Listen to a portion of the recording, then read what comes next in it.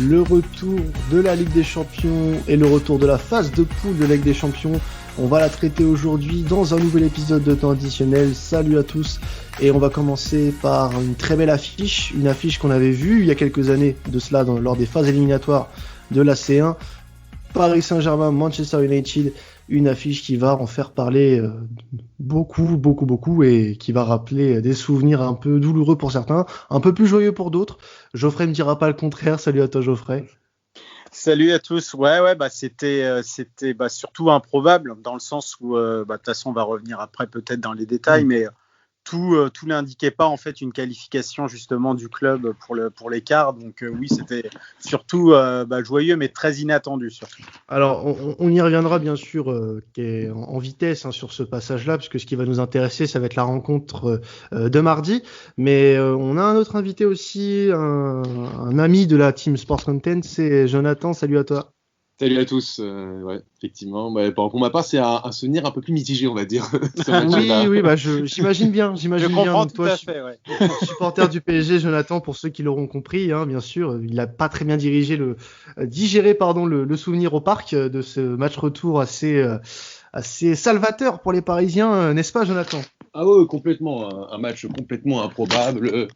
Pour le coup, on a vu un match assez unique, mais ça, on a l'habitude quand on suit depuis des années de vivre des matchs assez fous, et surtout en défaveur du PSG. Donc. C'est ça. Bon, après, la saison dernière, le PSG s'en est plutôt bien sorti avec une finale, même si la déception est quand même grande pour le côté parisien. On aura peut-être l'occasion d'en reparler un tout petit peu de ce parcours européen et de ce que ça va entraîner pour la saison à venir, notamment en Ligue des Champions pour les hommes de Tourelle. D'abord, j'aimerais qu'on parle, donc, comme on le fait traditionnellement dans cette émission, un peu de la forme des deux équipes. J'aimerais commencer par toi, Geoffrey, avec le PSG. On a pu le voir, un début de saison un peu mitigé pour les hommes de Tourelle, avec des débuts très calamiteux en championnat, avec 2 défaites d'affilée pour commencer, mais depuis ça va beaucoup mieux, notamment avec des résultats assez larges, notamment le dernier en date face à Nîmes 4-0. Qu'est-ce que tu peux me dire de la forme parisienne actuelle, Jonathan ? Eh ben, écoute, la forme est plutôt positive, effectivement. Le début de saison a été compliqué parce qu'il fallait enchaîner avec la Ligue des Champions, avec les cas assez nombreux de contamination de Covid. Là, pareil, le PSG, pour le dernier match contre Nîmes, a eu pas loin de 10 absents. Et pourtant, l'équipe a eu fière allure grâce à une fin de mercato réussie. On ne pourra pas dire le contraire. Maintenant, le PSG va affronter Manchester avec quand même un milieu de terrain décimé, sans Verratti ni Paredes. Donc, on va voir demain. Mais pour le coup, ça va être assez intéressant de voir, surtout au niveau du milieu de terrain du PSG, de voir les quelques nouvelles recrues et voir s'ils vont pouvoir poursuivre leur bonne dynamique depuis maintenant 4 matchs en championnat où il reste sur 4 victoires consécutives assez larges. Alors en effet, tu as souligné l'absence de Marco Verratti qu'on a appris dans la journée, qui sera absent 3 semaines, donc qui sera donc forfait pour ce match face à Manchester United. De belles choses quand même à voir côté PSG depuis certains matchs, et j'espère qu'on les verra lors du match au Parc face à Manchester, et des Mancuniens qui eux se sont un peu révoltés après une claque reçue face à Tottenham. Qu'est-ce que tu peux nous dire de la forme du moment, toi, Geoffrey, côté Red Devils ? Alors la forme du moment, c'est assez compliqué à un petit peu à analyser tout ça. Il y avait eu donc le restart, le restart, et puis donc il y avait eu un bon restart, même si la fin était un petit peu plus compliquée, mais ça s'est un petit peu corrigé avec cette 3e place qui qualificative pour la Ligue des Champions. Il n'y a pas eu de matchs amicaux, ou un seul, mais évidemment, c'est absolument pas suffisant. Mais évidemment, le début de saison était tout de suite. Donc finalement, il a fallu quand même se remettre un petit peu en route. Et c'est vrai que en fait, les 2 matchs à domicile ont été calamiteux. Donc évidemment, je ne vais pas revenir sur celui de Tottenham, où même si Martial avait été expulsé, United avait été calamiteux même avant l'expulsion de Martial. Et puis c'est vrai que face à Crystal Palace, ça a été une grosse contre-performance déjà d'entrée. Et ils ont réussi, en tout cas comptablement, à se refaire. Contre Brighton, ça a été Ça a été très très compliqué, une fin de match évidemment improbable où United ne doit jamais gagner ce match, même un match nul. Brighton méritait clairement la victoire. Et finalement, le meilleur match, on va dire, depuis le début de saison et même depuis la mi-juillet, c'est ce match face à Newcastle où c'est vrai qu'il y avait aussi des absents. Et malgré l'ouverture du score très précoce des Magpies, la victoire était clairement méritée. United a complètement dominé ce match. Et puis, même si les 3 buts sont arrivés à la fin, s'ils arrivent au cours de match en première ou au début de deuxième période, il n'y a rien à dire. Donc évidemment, heureusement qu'United a un petit peu rectifié la mire dans ce match, parce qu'en plus, outre le PSG, il y a un énorme calendrier qu'attend aussi United aussi en championnat. Et évidemment, après, en même temps, la Ligue des Champions, puisque les matchs de Ligue des Champions, évidemment, sont rapprochés avec ce calendrier, on va dire, très serré maintenant cette saison. Donc, il y a eu ce match, heureusement, pour pas évidemment trop gamberger. Maintenant, c'est une autre compétition, c'est le PSG en face, c'est là-bas, même si évidemment il n'y a pas les supporters. Donc avoir, d'autant qu'en plus il y aura une équipe assez, on va dire une défense assez expérimentale, parce qu'il y a aussi des absents côté United. Alors, avant de parler d'un aspect un peu plus tactique, messieurs, plutôt Tourelle qui l'a annoncé en conférence de presse. Il parlait un petit peu de Manchester United en disant que l'équipe avait pas mal changé, ce qui est plutôt vrai, puisqu'il y a eu pas mal de changements côté United, mais qui place quand même Paul Pogba comme un joueur clé. Alors, malgré ses contre-performances ces derniers temps, est-ce que Pogba reste un joueur clé selon vous ? Est-ce que ça va un joueur qui va pouvoir changer le cours du match ? Alors de mon point de vue, c'est assez compliqué, même si je vais dire ma pensée. Le souci de Paul Pogba à Manchester United, c'est qu'il enchaîne les contre-performances actuellement. Évidemment, ça reste toujours un joueur, un milieu, un top milieu quand il est à 100%. C'est assez compliqué ce début de saison pour Paul Pogba, en tout cas à United, au niveau de ses performances pour l'instant. Alors, moi sur ce point de vue, là, j'aimerais qu'on parle un petit peu, comme je l'ai dit juste avant, un peu de tactique. Et je voudrais me concentrer sur un point faible sur lesquels les Parisiens pourraient se concentrer.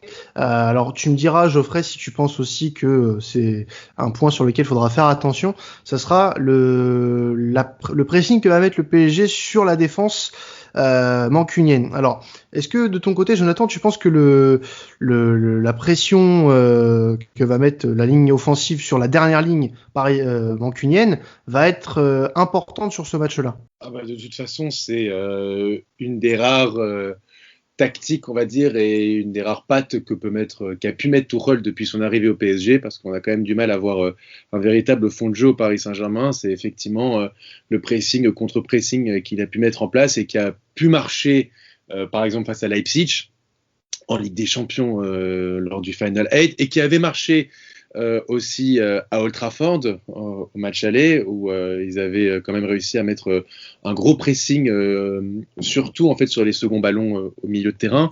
Maintenant ça va, parce que l'équipe sera très différente de ce qu'on a pu voir au match aller à Manchester, puisque il y aura Neymar, il y a plus non, je crois que Cavani n'a pas joué le match aller ni match retour, mais c'était une autre équipe. Maintenant, il faut que tous les joueurs fassent les efforts, et c'est peut-être là le problème majeur du PSG parfois, c'est justement sur ces phases de pressing et de retour défensif parfois, c'est que l'équipe est souvent coupée en deux. Donc il faut surtout faire attention sur ces phases de pressing. Si United arrive à bien s'en sortir, c'est dans leur dos. Et ça peut aller très vite avec Rashford, avec Martial, et les bonnes transitions de Bruno Fernandes et de Paul Pogba, parce que Pogba, j'entendais tout à l'heure, et il a raison, Geoffrey, il peut être capable de faire des matchs exceptionnels, et parfois vraiment limite McTominay en fait fait le taf et peut parfois même le faire oublier, ce qui est assez incroyable quand on connaît le talent de Pogba. Donc moi je crains surtout Pogba, qui avait complètement raté son match aller à Old Trafford lors de la dernière opposition. Marquinhos, qui était expérimental au milieu de terrain, l'avait complètement mangé au point d'avoir réussi à le faire expulser en fin de match. Donc en fait, pour le PSG, tout va dépendre des efforts défensif et dans le pressing du milieu de terrain et surtout des attaquants.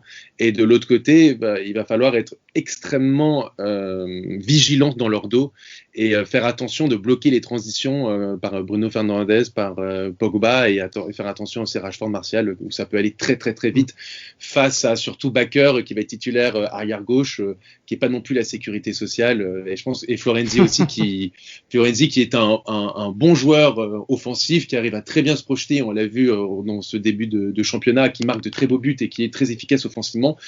Maintenant, défensivement, on sait qu'il a des carences, et donc je pense que c'est surtout sur les ailes où United va vouloir appuyer là-dessus. Donc voilà. Est-ce que tu rejoins Jonathan Geoffrey sur la tactique un peu qui va se mettre en place et des forces vives des deux côtés? Oui, complètement. Pour la phase en tout cas de pressing du PSG, ils le font très très très très bien en Ligue des Champions, et c'est un peu ce que mettent pour les adversaires, là où United a du mal, en tout cas en plus en ce début de saison.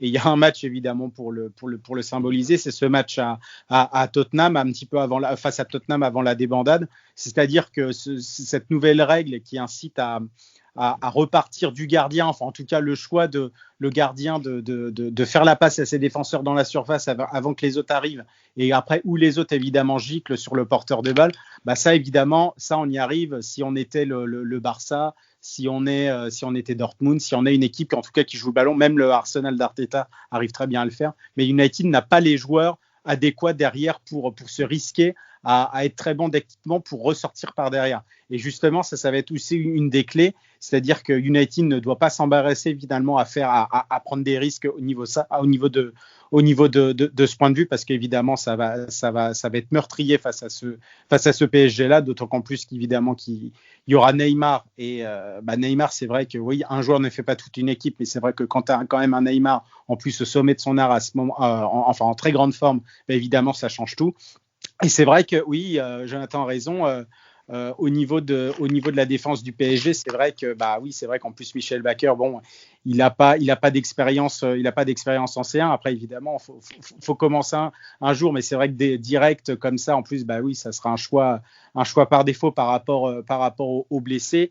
Et c'est vrai que oui, Florenzi, son meilleur poste, c'est plus normalement, c'est un ancien ailier qui a été reconverti latéral droit par Rudi Garcia à l'AS Rome, et normalement son meilleur poste, ça serait plus piston. Et c'est vrai qu'évidemment, offensivement, il a porté énormément, mais c'est vrai que défensivement, il est plus en difficulté. Et c'est vrai qu'aussi, ça va gicler du côté de United au niveau des latéraux. Donc, ça sera une belle opposition. Peut-être, sans doute, une défense à 3 côté United, parce qu'il n'y aura pas. Déjà, il n'y a pas Cavani, donc pas de retrouvailles avec peut-être Edinson Cavani. Je ne sais pas si tu voudras en parler ensuite. Cavani, en effet, absent, oui. Et puis il y aura pas Maguire parce qu'il s'est blessé contre Newcastle. Il y aura pas non plus Eric Bailly. Donc quand on regarde un petit peu ce qu'il peut y avoir derrière, à côté de Lindelof, qui est pas non plus évidemment l'assurance Tourix, en fait, on a Tuanzebe qui est un jeune, mais qui pourrait peut-être pas forcément être titulaire, ou en tout cas dans une défense à 3, et peut-être reculer McTominay à droite de la défense à 3, comme le fait le Steve Clarke avec l'équipe d'Écosse. Donc pourquoi pas. Ça va être un petit peu expérimental derrière, et donc du coup, ça va être aussi intéressant de voir le comportement de cette défense à 3 face au trio mastodonte normalement qui devrait être aligné, Di Maria, Mbappé, Neymar. Ouais. Et on va voir, je me permets de rajouter un truc, c'est qu'on va voir surtout, il y a des forces assez similaires offensivement, on va dire, entre les deux équipes. Donc ça va être intéressant de voir comment est-ce qu'ils vont pouvoir profiter des largesses défensives des deux défenses. Parce que entre Rashford et Mbappé, même Martial, ça peut aller très très vite. Alors certes, Manchester n'a peut-être pas un décideur de ballon comme Di Maria, ou un créateur d'occasion comme Neymar, parce que Neymar, avec toutes les critiques qu'on peut entendre, il fait un Final 8 quand même extraordinaire. Oui, extraordinaire. Et puis, début de saison aussi extraordinaire. Voilà. Il porte le PSG sur Final 8. Hein. Même s'il n'est pas décisif devant le but, il porte le PSG techniquement, on va dire, sur ses épaules. Pendant le Final 8, pendant tout le tournoi. Après, bon, il lui a manqué ce petit truc devant le but. Mais c'est juste la seule critique qu'on peut lui faire, limite au Final 8, d'avoir été plus efficace devant le but. Mais sinon, à part ça, il n'y a rien à dire, quoi. Ouais, totalement. Alors, c'est le genre de 222 millions que Paris a voulu recruter, qui a fait passer un cap au PSG. Exactement. C'est ça. Donc c'est ça qu'on attendait en fait depuis des années avec Neymar, c'était faire passer ce cap à Paris. Et tu parlais des absents côté United, Geoffrey. Il y a aussi pas mal d'absents côté parisien, notamment défensivement. On a les absences de Bernat qui, lui, malheureusement, reviendra pas de sitôt. Kerrer, qui est aussi absent. On a Verratti, comme on l'a dit tout à l'heure, absent 3 semaines. Danilo Pereira était toujours absent. Paredes est absent. Marquinhos est aussi absent. Icardi est absent. Draxler aussi. Ça fait du monde. Ça s'est vu lors du match à Nîmes, il y avait pas mal d'absents. Il y a eu un peu de turnover quand même côté Tourelle, même si bon, face à Nîmes, c'était assez simple au final, sans bien sûr manquer de respect à nos amis nîmois. Mais on sent quand même une facilité malgré ce turnover, qui n'est pas forcément le cas dans beaucoup d'équipes, et on sent que ça a changé au fil des années côté parisien. Tu me diras si je dis n'importe quoi, hein, Jonathan, mais au niveau de ces dernières années, j'ai pas l'impression que le PSG avait une telle facilité avec son banc. Je sais pas si tu vois ce que je veux dire. Oh, très très bien.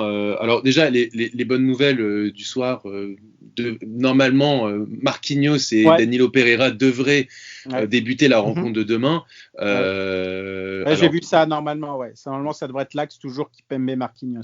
Voilà, c'est ça. Donc en soi, c'est une bonne nouvelle. Et puis Danilo Pereira, on va voir maintenant ce qu'il a dans le ventre, hein, parce que tout le monde nous le décrit comme le joueur, le facteur X, celui dont le PSG rêve depuis Thiago Motta. Moi, j'attends de voir parce qu'on nous a dit. On nous le décrit quand même comme la meilleure recrue du mercato, quand même. Voilà, moi j'attends de voir parce que Porto, ça reste un très bon club, mais c'est pas la même exigence qu'au Paris Saint-Germain. Il faut se rendre compte quand même que quand on joue au Paris Saint-Germain et quand on peut être titulaire, il faut, au-delà des qualités de joueur, il faut avoir, et je pense que c'est ça presque le plus important, une qualité technique qui est très très au-dessus de la moyenne. Et on l'a vu par exemple avec des joueurs comme Krikoviak qui était arrivé, qui avait certes très bien réussi du côté de Séville quand il est arrivé au Paris Saint-Germain. Le gros problème, c'est que techniquement, il n'était pas du tout compatible avec ce Paris Saint-Germain. Donc j'attends de voir pour Danilo Pereira.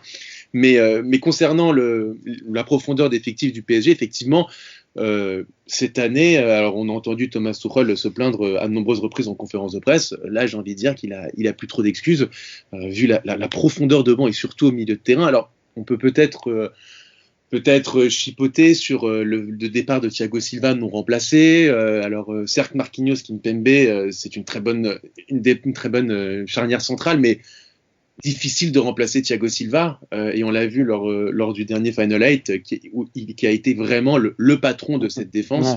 Là, cette défense manque quand même un peu d'expérience entre Marquinhos, Kimpembe, Bakker, même Florenzi qui a 29 ans, mais quelles sont ses véritables références européennes? Il n'y en a pas tant que ça. Donc ça va être aussi expérimental demain. C'est un premier gros test pour la défense et surtout pour cette charnière Marquinhos-Kimpembe qui avait certes été aligné lors de la qualification du PSG face à Dortmund l'année dernière en 8e de finale retour de la Ligue des Champions. Mais maintenant, c'est une véritable nouvelle page qui s'ouvre et on va voir s'ils arrivent à confirmer ça. Et effectivement, le PSG a beaucoup d'armes sur le banc, sur le terrain.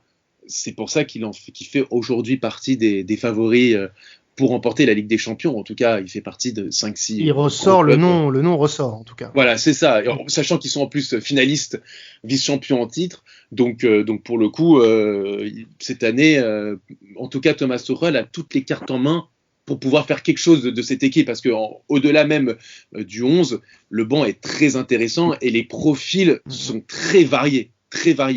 En attaque, au milieu, en défense, donc il a vraiment de quoi faire cette saison. Alors juste avant de passer au pari, les gars, et donc à la fin de cette émission, je ferai un mot sur United et les chances en C1. Tu penses que United peut aller jusqu'où cette saison? En fait, du moins, quel est l'objectif annoncé? L'objectif évidemment minimum de chez Minimum, c'est évidemment de passer cette phase de poule et réussir évidemment une demi-finale, ça serait excellent. Un quart, bien aussi. Après, c'est vrai que si ça s'arrête au 8e, bon, ça sera un petit peu un goût d'inachevé. Évidemment, ça dépend sur qui après le club tombe et si, évidemment, le club réussit à passer ses poules. Parce qu'en fait, le souci, mais ça, c'est un peu le souci de tout le monde, évidemment, c'est que United a réalisé un mercato très, très négatif. Et comme du coup, il y a pas mal de postes qui n'ont pas été remplacés et en plus, sur différents profils qu'il n'y a pas dans l'équipe, et déjà United va lutter, en tout cas ça c'est sûr, jusqu'au bout, jusqu'à la 38e journée pour avoir une fameuse place dans ce top 4, parce qu'évidemment avec la bataille du top 6 ça va être horrible, plus évidemment après toutes les équipes poil à gratter, c'est-à-dire Everton, Wolverhampton, etc. Donc ça va être très très compliqué. Donc en plus jouer la Ligue des Champions où évidemment va falloir être à bloc, et en plus évidemment les coupes nationales où quand même il faut que Solskjaer ramène au moins déjà un trophée pour une saison quand même assez réussie. Donc ça va être chaud, ça va être compliqué. L'effectif n'est pas non plus aussi énorme que celui du PSG, que ça soit en quantité et en qualité. Donc un quart, ça serait déjà très très bien, une demi parfaite, donc évidemment au-delà. Mais en tout cas, oui, pour la suite du projet reconstruction de Solskjaer qui a pris un coup avec ce mercato, il faut passer les poules coûte que coûte, évidemment, et puis essayer d'après d'aller le plus loin possible, mais finir troisième en Ligue Europa, ouais, ça serait un gros coup négatif, même s'il y a la dureté du championnat à côté. Prudence du coup du côté des Red Devils. On va passer au pari les gars, donc on va finir tout doucement cette émission avec vos paris sur le match. Donc l'équipe va vous recommander une petite victoire, on va être chauvin bien sûr, victoire du Paris Saint-Germain qui est coté à 1,60, qui est le favori de cette rencontre. On a rappelé ce statut de vice-champion d'Europe à assumer maintenant côté parisien. Côté mancunien, est-ce qu'on parierait quand même sur une victoire de Manchester? Compliqué, évidemment, rien à voir avec le contexte d'il y a 2 ans. Oui, voilà. Non, rien à voir. Donc déjà, on n'est pas du tout au même stade de la compétition. Et puis en plus, oui, ça n'a rien à voir, que ce soit au niveau des équipes qui vont être alignées, etc. Moi, je vois, objectivement, je vois plus une défaite, mais une petite défaite. C'est-à-dire un 1-0 ou un 2-1. Un nul, évidemment, serait un très bon résultat, mais malheureusement, en restant lucide, je vois une défaite 2-1. Alors, une défaite 2-1 de Manchester, donc une victoire 2-1 de Paris, c'est une cote à 7-10. Tentez-la, elle est pas mal. Jonathan, toi de ton côté? Écoute, je voyais aussi une victoire du PSG. On va dire que la dynamique du moment est peut-être un peu plus du côté du Paris Saint-Germain. Alors, il y a beaucoup d'absents au milieu de terrain. Je pensais à un 2-0 ou 2-1. Voilà, pareil. Donc, Très bien, on est sur les mêmes cotes, c'est bien les gars. Et sinon au niveau buteur, alors moi je vous conseille, puisque c'est un peu l'homme en forme du PSG sous ces derniers mois, c'est Neymar, et je vous conseille le 2 buts ou plus de Neymar à 5,60, qui peut être intéressant à jouer. Si vous aviez des buteurs à jouer les gars, ça serait qui?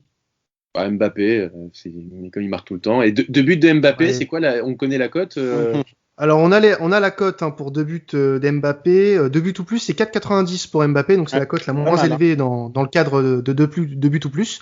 Sinon en buteur simple, Mbappé on l'a à 1,93, pas très haute mais plus ou moins safe. Et de ton côté Geoffrey, qu'est-ce que tu pourrais nous donner comme pronostic? Côté PSG, donc je reste sur ma victoire 2-1 pour le PSG. Côté PSG, je vois un but de Neymar, un but de Mbappé. Donc évidemment, je fais assez dans le classique, mais c'est ce qui marche. C'est ce qui marche et c'est ce qui ressort aussi souvent, évidemment. Et côté United, si je dois dire un buteur, moi je vois bien un but justement en transition rapide avec la conclusion Rashford.